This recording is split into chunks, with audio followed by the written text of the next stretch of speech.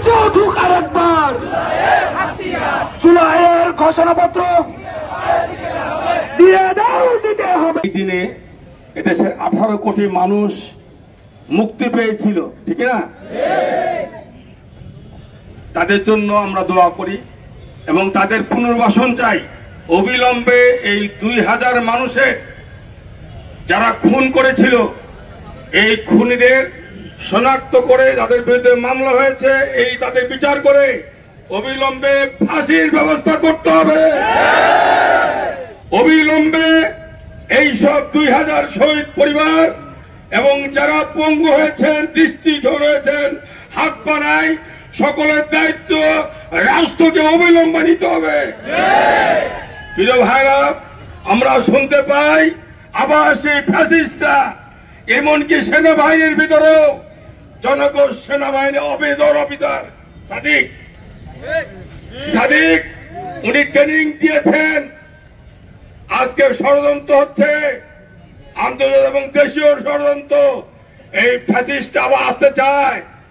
প্রিয় ভাইরা, এই দেশে 2000 শহীদের স্ত্রী সন্তান আত্মীয়-স্বজনের বুক ফাটা কান্না কোনো শেষ হয় নাই। শাপলা চত্বরের ওই যারা শহীদ হয়েছেন, ওই পিলখানা যারা শহীদ হয়েছেন, সকলের আজকে সকলে সচেতন রয়েছেন। সকলকে ঐক্যবদ্ধ হতে হবে। আমাদের ঐক্যবদ্ধ হওয়া প্রয়োজন। ওই ফ্যাসিস্টের বিরুদ্ধে আজকে আমাদের রুখে দাঁড়াতে হবে। তারা সাহস করতে না পারে পুনরায় ফিরে আসতে দেশে। আমরা সকলে ঐক্যবদ্ধ আছি। এদেশের মানুষ, এদেশের যুবক ছাত্ররা সকলেই সচেতন আছে। কোন অবস্থায় তারা জেগে আছে। তারা কোন অবস্থাতেই এদেশে আসলে তাদেরকে পুনরায় এমন শিক্ষা দিতে হবে পুনরায় এই ধরনের কোন সাহস করতে না পারে। অবিলম্বে জুলাই শরৎ ঘোষণা দিতে হবে। সম্মানিত ভাইরা, আজকে আমরা মনে করি আমরা একদিকে দেশের মানুষ একটি স্বপ্ন দেখছে। আপনারা দেখেছেন, সকলের দেখা শেষ। এখন কোন দেশ হবে? ইসলামের বাংলাদেশ। বাংলাদেশ জামাত ইসলামী একটি ন্যায় ইনসাফপূর্ণ, একটি দুর্নীতি মুক্ত, একটি ফ্যাসিস্ট মুক্ত, একটি ঘুষ মুক্ত আজকে আমরা একটি প্রশাসন চাই।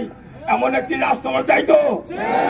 প্রিয় ভাইরা, আজকে জাতীয় ঐক্যবদ্ধ যে অতীতে যারা ছিল তাদের দিয়ে তারা ব্যক্তিগতভাবে রাজনীতি করে, রাজনীতিকে তারা ব্যবসায় পরিণত করেছে। সে কারণে এই সব পুরানো দিনের রাজনীতি তারা মানুষের বিশ্বাস করে না। এই জন্য আমাদেরকে ন্যায় ইনসাফপূর্ণ কোরআনের শাসন একটি রাষ্ট্র কায়েম করতে হবে।